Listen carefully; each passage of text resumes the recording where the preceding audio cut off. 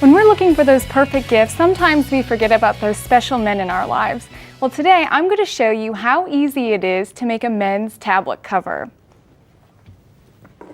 Don't forget to look at the back. It's really fun. We've made and I've designed to have grommets in the back, to have eyelets, and that'll give it a little bit of ventilation, and it's also a really fun way to have the tie. To open it, you simply don't undo the tie, but lift the flap up. And once you're done pulling the tablet in or out, you simply lift the fabric up and put the flap back in its secure position. For today's project, I've decided to use a men's suit fabric, and you can choose to use a women's or a men's fabric. This is really perfect for either.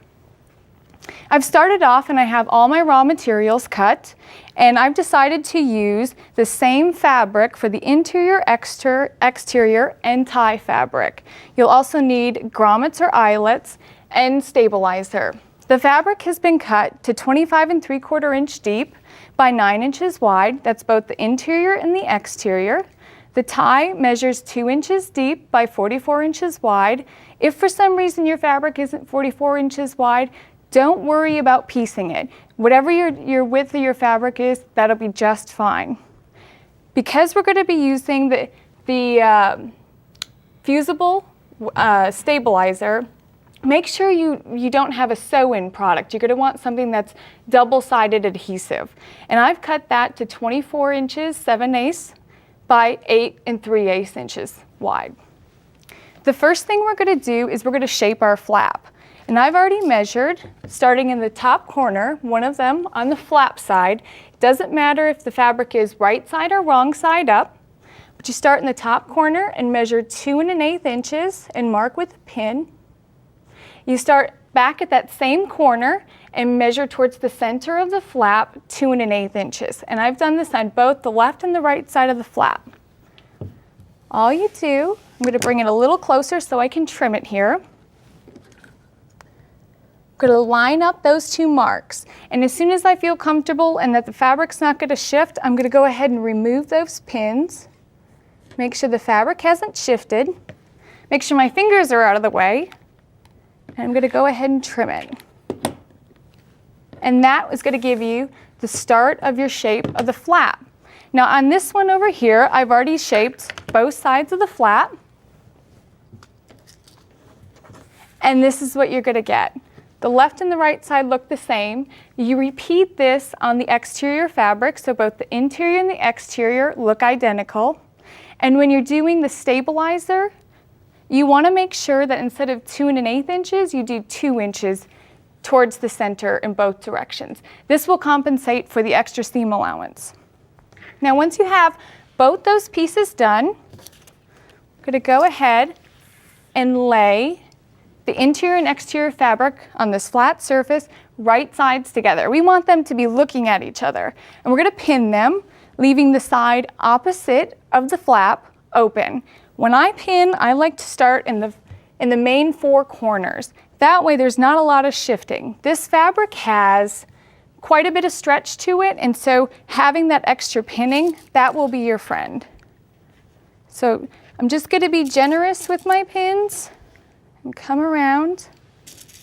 And when you sew, I'm going to be using a 1/4 inch seam allowance. Most times when you're shaping the flap or you're sewing the flap, that you're gonna want to trim those edges. Don't worry about that. By having the stabilizer slightly smaller, that allows you to not have to worry about trimming these 4 corners.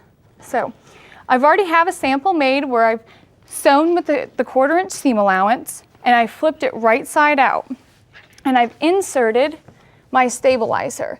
And if you notice, there's quite a bit of extra fabric here. We've done this on purpose because we're going to take it over to the iron and we're going to press this open seam here. Because this is a fusible stabilizer, hit it with a little bit of steam and it's going to be just fine, and it's going to stay and hold its place. Now I'm going to flip it over. I'm going to leave it where it is after I've pressed that. And now this is the interior fabric. We're going to go ahead and fold this extra fabric towards the inside. And you want to make sure this is the inside, the interior fabric, because you're going to have a slight ridge right along here of where that doubled up fabric has been. I'm going to take it over to the sewing machine and I'm going to use a 1/4 inch seam allowance. The fabric itself, when I pressed it, was a 1/2 inch long.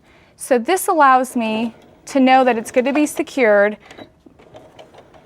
We're using just a heavy gauge needle. We're making sure that it's heavy duty because going through this type of stabilizer makes it difficult, and you can ruin some of your needles if you do it the other way. I'm using a standard presser foot, and I'm making sure to use the edge of the foot as my guide. And again, it's a 1/4 inch seam allowance. Always make sure to backstitch at the beginning and the end.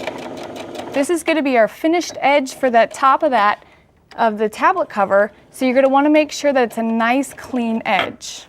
I'm going to lift up here, trim my tails, and bring it back to the table. And I have a finished one right here, so you can see that nice crisp edge that we just cleaned up. I'm going to spin it back around, and starting at the bottom, we're going to place our grommets or eyelets.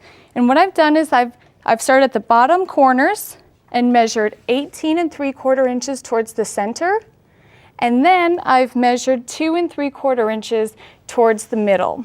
And I've marked these with pins. Now, anytime you use a hammer and a sewing machine, you might be a little intimidated, but grommets aren't difficult. Typically, you can get your scissors in there, but because this is so sturdy, we're going to have to go ahead and use a craft blade. So right where my needle is, I'm going to start making a little X. And it's going to be kind of hard to see with the black fabric, but once I get a little mark, I'm going to go ahead and stick the razor in there just to give me enough room to get my scissors in. And once I have room, I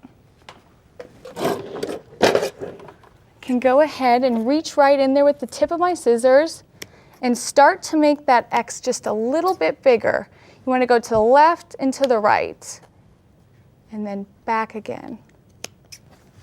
And I'm going to do that on the other side as well. And I have one here. And again, this is the interior side up. And there are 2 parts to a grommet or an eyelet. This is the exterior side, and notice it's the pretty side. You want the solid piece in there. So I place both of those, and you put the cap over it and press down. And it'll hide all these little edges here. You don't need to worry about, oh, do I have to trim that? This will hide a lot of that, so don't worry. And there's 2 parts to your grommet, or to your eyelet tool. We're going to put this part underneath, and you should be able to feel the ridge and it won't move. Put this on top, this little tool, and you're going to have to hit it, and you're going to have to hit it pretty hard. But once you do pound those grommets in, you're going to have something that looks like this. So it's always important to to try and lift that up and make sure that your eyelet isn't going to come undone. Once you get this completely finished, it'll be much more difficult to go inside the tablet cover and to make it really secure. So we're on the home stretch now. We're going to lay interior fabric right side up. Starting at the bottom, we're going to measure 10 1/4 inches towards the center. This is where we're going to fold. We're simply going to fold, and this is going to shape our tablet cover. Now, you could pin this. I found that it doesn't work as well as you think it would unless you have bent arm safety pins, but you can really hold it and it'll work just fine. We're going to take it over to the sewing machine, and we're going to use a 1/4 inch seam allowance. When I do this, I like to start at the bottom of the flap, or at the bottom of the tablet. You want to make sure to backstitch at the beginning, like always, and really make sure that you're backstitching at the top. That's going to be a major tension point when you're constantly getting in and out. So we're going to sew along just a basic straight stitch, making sure you have a nice sturdy needle. And this is going to have a great shape when we get done. I think you're going to be surprised at how easy it is. get to the top, we're going to do our back stitching. Perfect. Now that we've sewn our tablet cover, we're going to go ahead and we're going to weave the tie. You can make it in one of three ways. You can do it manually with an iron, you can use a tape maker, or you can use an electronic tape maker. You're going to weave the tie through, starting in the back, run through, crisscross around the front, and put a tie in the back. And this is how you make the tablet cover. You can personalize it with whatever fabric you like.